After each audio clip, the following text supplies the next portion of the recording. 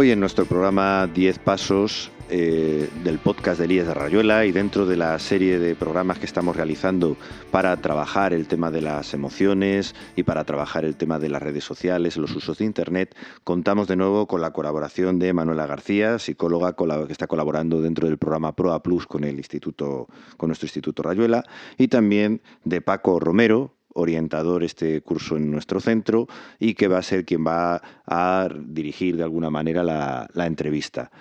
El tema de hoy es sobre el ciberacoso, el sexting, la privacidad en Internet.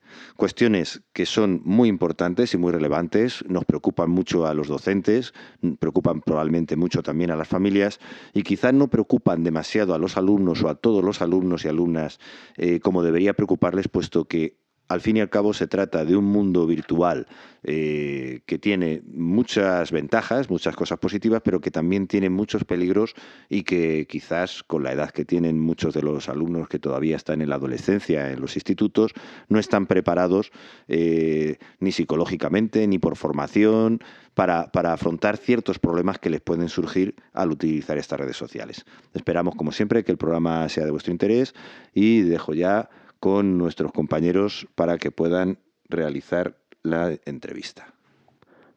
Hola, buenas tardes. Yo soy Paco. Muchísimas gracias a Daniel por la presentación en este podcast. Y bueno, antes de nada, presentar también a Manuela, darle las gracias por que esté aquí.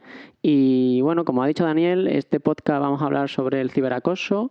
Y antes de nada, antes de meternos en materia, sí que me gustaría que Manuela pues, nos pudiese contar un poco qué es eso del ciberacoso. Bueno, buenos días Paco y Daniel y a todas las personas que nos están escuchando. Muchas gracias. Vamos a empezar un poco con tu primera pregunta, Paco. El ciberacoso o ciberbullying es el tipo de acoso que afecta a niños, niñas y adolescentes, que consiste en que uno o varios menores, ¿no?, le hagan daño verbal o psicológico de manera consciente y repetida a través de los medios digitales. Las agresiones se pueden manifestar mediante rechazo o aislamiento, mediante rumores o mentiras, mediante difusión de información íntima y personal, insultos, descalificaciones, amenazas o incluso la suplantación de la identidad digital, ¿no?, que un compañero se haga pasar por otro y diga cosas supuestamente en su nombre. Las consecuencias de todo esto son muy dolorosas, ¿no?, a nivel psicológico, emocional y social para la persona que las vive. Y tienen una rápida difusión, ¿no?, por el medio en el que ocurren en Internet, que ya sabemos que toda esta información se transmite muy rápidamente. También tiene el posible anonimato, ¿no?, de los agresores, que no siempre se logran identificar, y la permanencia del contenido que se ha realizado en la red puede agravarlo porque es más difícil, ¿no?, que eso se elimine una vez que se ha hecho. Estas secuelas psicológicas que pueden tener, ¿no?, en los alumnos o alumnas que son víctimas del ciberbullying o el ciberacoso, afecta su desempeño escolar, su autoestima, sus relaciones sociales y familiares, e incluso puede llegar a generar, ¿no?, trastornos del estado de ánimo o llegar a que las personas que lo viven tengan ideaciones suicidas. Muchísimas gracias, Manuela. Y respecto al ciberacoso, ¿qué recomendaciones nos podrías dar, ¿no?, tanto al equipo docente, a la familia, incluso a los alumnos, para poder prevenirlo? Imaginemos que algún alumno lo esté sufriendo y bueno, pues no ha querido decirle nada a nadie o se lo ha estado callando, o incluso alguna familia que pueda tener esa situación en casa. ¿Qué recomendaciones nos puedes dar para poder afrontarlo o incluso para poder prevenirlo? Bueno, en primer lugar, ¿no?, reconocer que esto también nos puede afectar a las personas que rodean a los alumnos, ¿no?, y reconocer nuestras emociones ante eso, yo creo que es muy importante. Y tener en cuenta, ¿no?, que es muy importante el detectar y el actuar rápidamente mediante nuestra observación, mediante la comunicación con los chicos, mediante nuestra supervisión y sobre todo el apoyo incondicional a ellos. Para supervisar, habíamos hablado en el episodio pasado de algunas pautas, ¿no?, sobre los horarios que establecer del uso de las nuevas tecnologías o también aplicaciones que nos pueden permitir, ¿no?, ayudar a esa supervisión cuando no podemos estar presentes. Pero más allá de eso, ¿no?, creo que hablando un poco de la comunicación que tenemos con los niños, las niñas y los adolescentes en este caso, tenemos que intentar que ellos comprendan que es importante ponerse en el lugar del otro. Es decir, tenemos que prevenir que también sean agresores, no solo ante la situación de la víctima vamos a actuar, sino también previniendo esas conductas agresivas en los medios de comunicación y de relaciones sociales. ¿Cómo les ayudamos a ponerse en el lugar del otro? Haciéndoles pensar, preguntándoles cada vez que ven algo en Internet, tomando conciencia de que hay una persona detrás de esa imagen o de ese vídeo, ¿no? Y, un poco educando en ese sentido, también en el que una emoción que yo pueda estar sintiendo, ya sea enfado o tristeza o frustración, no me justifica, ¿no?, para actuar de determinada manera. Si alguien también estamos viendo que sufre con alguna cosa que le podemos decir por Internet, tenemos que tener en cuenta que no es ni gracioso ni divertido si hay una persona que está sufriendo con eso. Eso se lo tenemos que comunicar. Y también comunicarlo con el ejemplo, porque si en casa estamos viendo quizás contenido en Internet o en la televisión donde hay una persona que la está pasando mal y el resto se ríen, bueno, intentar también que desde casa promovamos modelos saludables, ¿no?, de comunicación entre las personas. Y bueno, también esto de evitar modelos violentos, no solo el tener buenos modelos y saludables, intentar nosotros actuar así en casa, sino que también estar muy presentes de qué modelos están siguiendo ellos para detectarlos y hablar sobre eso. Y si nuestros hijos o hijas son víctimas o nuestros alumnos son víctimas de una situación de acoso, tenemos que intentar un poco también tener en cuenta que muchas veces se utilizan las diferencias de los chicos como una justificación, ¿no?, para hacerles sufrir o hacerles daño. Entonces, un poco intentar validar que las diferencias nos enriquecen a las personas y que el ser auténticos es una cualidad en realidad. Entonces, animarles a que eso que los hace diferentes sea algo que forma parte de ellos, ayudarles a aceptarlo, aceptándolo nosotros, reconociéndolos como son, y animándoles a que sean personas auténticas, que eso les va a ayudar mucho a tener una vida con más sentido, ¿no?, y con mayor felicidad. También alentar las conductas de peticiones de ayuda, ¿no?, que sepan que vamos a estar ahí, que habrán temas que son incómodos o que les puedan generar vergüenza, pero que nosotros, sin importar lo que sea, vamos a estar acompañándoles, que no les vamos a juzgar, porque en este sentido tenemos que ser unos factores protectores, ¿no?, como se habla muchas veces, y no juzgarles ante una situación que puedan estar viviendo que ya les está generando demasiado dolor. A veces es difícil introducir estas charlas porque muchas veces en casa podemos llegar a sentir que los chicos no están como abiertos a hablar del tema. Pero si venimos con calma, ¿no?, también entendiendo que a nosotros como adultos nos moviliza hablar a veces de estos temas, haciendo 3 respiraciones antes de ir a hablar con ellos y diciéndoles, mira, entiendo si no quieres hablar de esto, pero no te voy a quitar mucho tiempo. Vamos a hablar sobre este tema y le damos el mensaje que les queremos transmitir, incluso sin esperar de ellos una respuesta concreta. Lo que necesitamos es que ellos sepan que estamos ahí, ¿no? Así que bueno, esto serían algunas recomendaciones. También el estar, ¿no?, observando los cambios radicales de conducta que pueden estar ocurriendo en ellos, que nos puedan dar indicios de que están viviendo situaciones conflictivas. Y también el supervisar los chats que tengan, ya sean escolares, ¿no?, o sea, mediante Google Meet o el que sea el medio que se utilice, o por ejemplo si juegan videojuegos, supervisar esos chats, o mediante redes sociales, ¿no? No sistemáticamente, porque también entendemos que les tenemos que dar un poco de confianza y de respeto a su intimidad, pero sí cada tanto ir supervisando eso y que ellos entiendan que nosotros estamos allí para ayudarles y no para juzgarles. Genial, muchas gracias, Manuela. Como bien has dicho, estamos viendo que Internet a día de hoy está revolucionando ya no solo nuestras vidas personales, sino también a nivel social y a nivel educativo, ¿no? Cada vez vemos nuevos fenómenos y hay uno nuevo que parece ser que pues se está instaurando en la adolescencia, que es el sexting.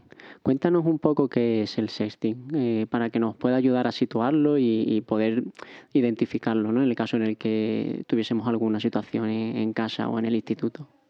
Vale, Paco, como has dicho, este es un tema muy importante, ¿no? Y el sexting es ese fenómeno que ocurre cuando una persona produce un material sexualizado, ya sea un vídeo, una foto, ¿no?, de forma voluntaria, y ese material es difundido, ya sea voluntario o involuntariamente, ¿no? La creación es voluntaria, pero ya la difusión puede ser que yo tenga, por ejemplo, una persona que tenga en su móvil fotos o material sexualizado y que por más de que no lo haya difundido, pues por un virus o por un hacker o por una persona que tiene una contraseña, entren y difundan ese material. Y hablamos de sextorsión, que es otro fenómeno relacionado que se produce cuando la utilización de ese material íntimo y sensible se utiliza, ¿no?, para extorsionar a la persona, a la autora de ese material. Esto, ¿no?, genera dificultades a nivel personal, social y ya incluso legal.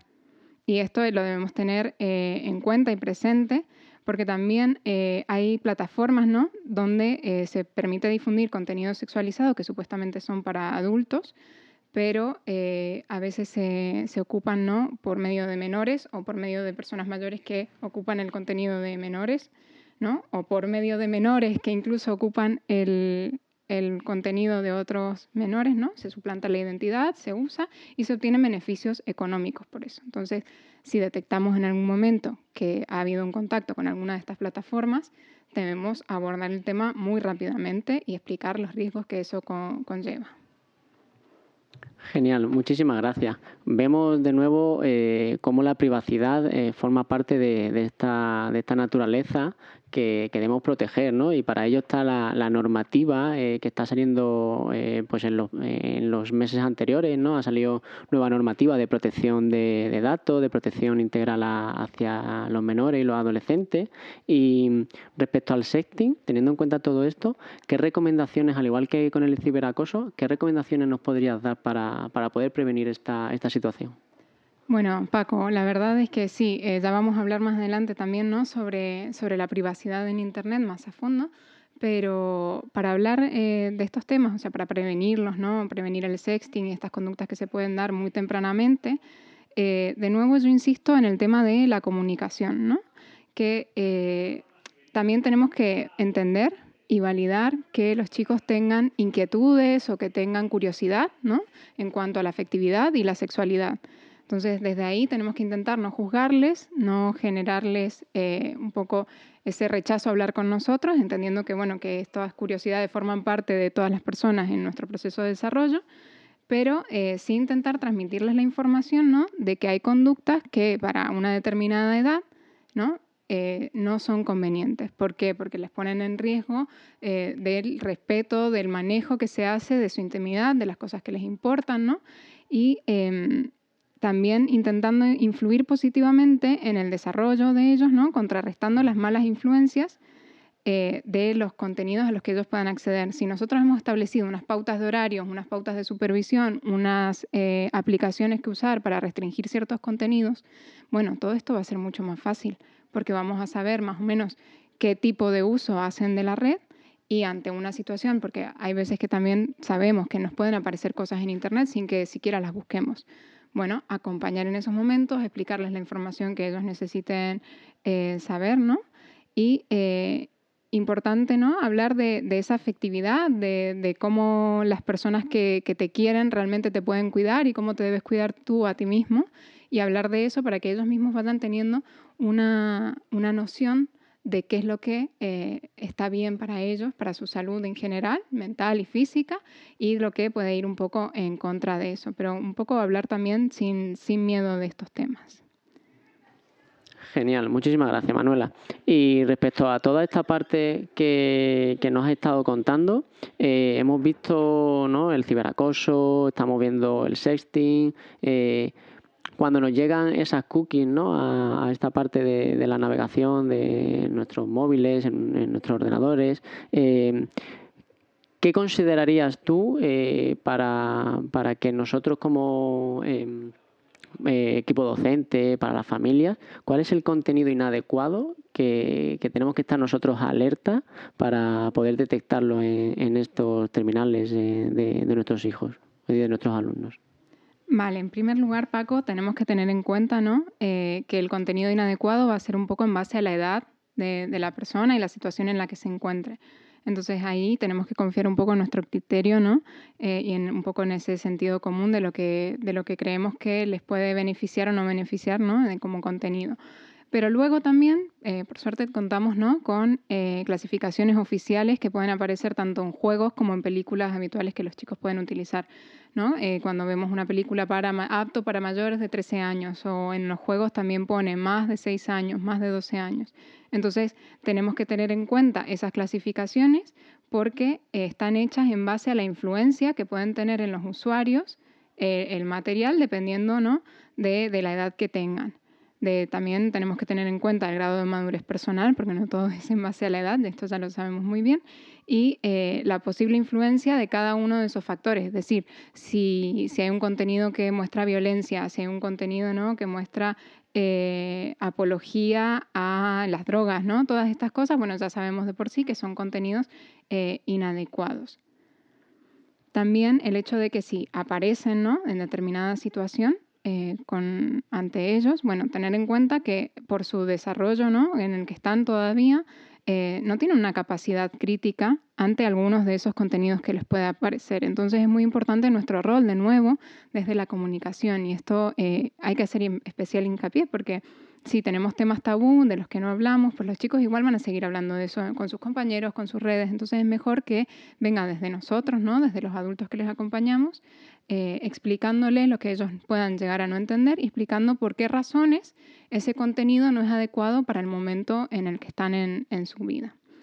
Entonces, también tenemos que tener en cuenta, ¿no?, que hay temáticas más peligrosas que pueden tener que ver con mensajes de odio o intolerancia, que generan un especial impacto en estos momentos y que sobre todo si son reforzadas por los grupos por los que pueden estar perteneciendo o por los modelos que tienen, pues se van a ir reforzando con más fuerza, ¿no?, dentro del psiquismo de cada alumno. Entonces es importante prevenir esto. También ¿no?, tener en cuenta que desde las redes sociales o desde ciertas aplicaciones están diseñadas, ¿no?, para fomentar un consumo, también para generar un refuerzo inmediato. Es por eso que generan mucha dependencia, o sea, generan con gran facilidad una mayor dependencia a ciertos juegos o ciertas aplicaciones donde quizás yo subo algo, ¿no?, y ya tengo un me gusta inmediatamente y eso me genera un refuerzo inmediato.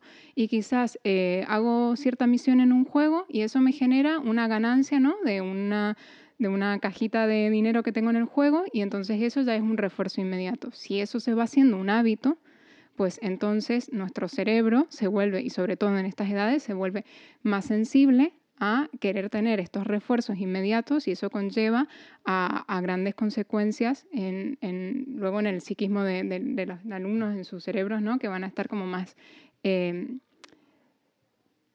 vulnerables a obtener un refuerzo inmediato y a un menor control, ¿no?, de la conducta impulsiva luego también. También es importante, ¿no?, que ante un contenido inadecuado lo denunciemos ante una autoridad competente, ¿no?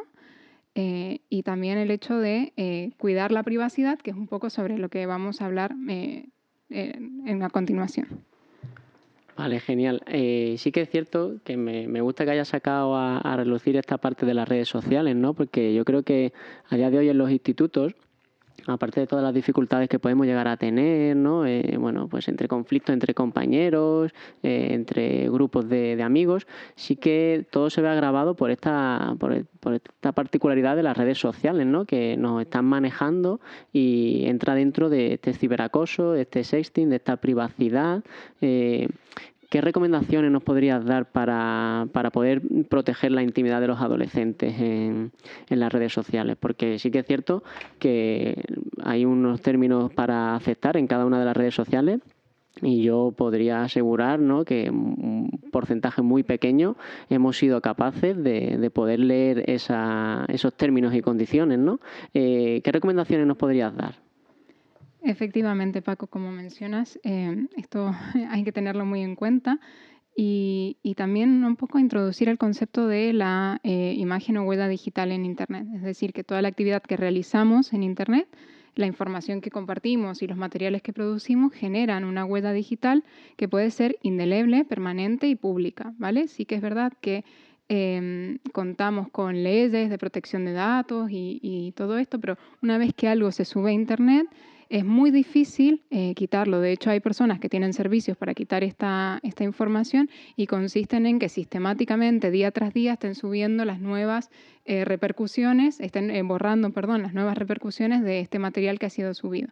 Entonces tenemos que tener en cuenta que la mayor prevención en este sentido es evitar que se produzca una producción de un contenido y que se suba a Internet, porque una vez que está allí, es muy difícil de quitarlo. Primero, teniendo conciencia de eso, ¿no? Luego, abordando con los menores los aspectos de la privacidad. Esto que tú decías, Paco, de hablar con ellos de la protección de sus datos, de los efectos que nuestra información y material íntimo pueden generar en el presente y en el futuro. Que esto puede repercutir en que en el día de mañana determinado contenido que yo he subido en algún momento de mi vida, eso me repercuta negativamente para optar a un trabajo, por ejemplo. Entonces, un poco sabemos que a los chicos esto les cuesta verlo, ¿no? Porque es como muy lejano ese futuro, pero intentar, ¿no?, comentarles desde nuestra realidad también cómo nosotros podemos vivir eso y cómo ellos tienen que ir pensando en ese futuro, ¿no?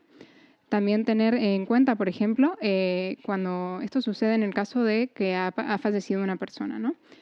Hay algunas redes sociales que tienen unos protocolos establecidos para ello y hay un derecho al olvido que está regulado por el Reglamento Europeo de Protección de Datos y de la Agencia Española de Protección de Datos también, pero el tiempo y el esfuerzo invertido es mucho, ¿no?, para lograr, de nuevo, borrar ese contenido una vez que está allí. La principal recomendación al final es el informar, el concienciar a los menores sobre la importancia de reflexionar muy en profundidad antes de producir cualquier tipo de material, como hemos dicho, y también evitar compartir el material que sea de otras personas, ¿no? Al final, creo que esa prevención es lo que más nos va a ayudar a abordar los aspectos de la intimidad. También volver a hacer un especial hincapié, ¿no?, ahora para finalizar, sobre esa empatía que debemos tener. La empatía nos va a ayudar a que los chicos tengan conductas más saludables dentro de la red, pero también fuera de la red, ¿no? Y en este sentido, creo que desde el hogar y desde nuestro ejemplo podemos establecerlo aprendiendo a ser empáticos con ellos, incluso en momentos en los que podamos sentir ciertas distancias, dificultades en la comunicación, y también serlo en casa y serlo con nuestros compañeros de trabajo, los mayores, cuando hablamos y tenemos conversaciones en casa, ¿no? Pensar un poco en cómo se puede sentir la otra persona y generar un ambiente en Internet que sea más saludable para todos. Genial. Yo me gustaría aportar una cosilla que, bueno, como profesional de la educación, creo que también es responsabilidad nuestra, ¿no?, de los adultos, como tú bien has dicho, el que podamos ser ejemplos, ¿no?, o modelos a seguir. Es decir, es una representación nuestra en la sociedad. Entonces, los chicos tienen que ver que si nosotros les decimos algo, nosotros también lo estamos cumpliendo, ¿no? Es decir, tienes que tener cuidado con tus redes sociales, pero sin embargo yo en mi Twitter personal, pues no, pongo a caldo a cualquier persona porque lo que ha hecho no me gusta, o pongo comentarios pues que ofenden quizás a una parte de la población. Bueno, pues yo creo que también tenemos que ser consecuentes con esto que nosotros le queremos pedir a nuestros chicos y con lo que nosotros hacemos, ¿no? Así que yo por esa parte te agradezco muchísimo el tiempo, Manuela. No sé si hay algo que quieras comentar más para finalizar. Bueno, para finalizar, darles las gracias por tenerme aquí una vez más y por compartir esta interesante entrevista y decirte que estoy muy de acuerdo con lo que has dicho, ¿no? La importancia en dar el ejemplo. Yo creo que ese tiene que ser el mensaje final que nos quede a todos después de este episodio. Muchas gracias por escucharnos. Gracias a ti, Manuela. Buena tarde.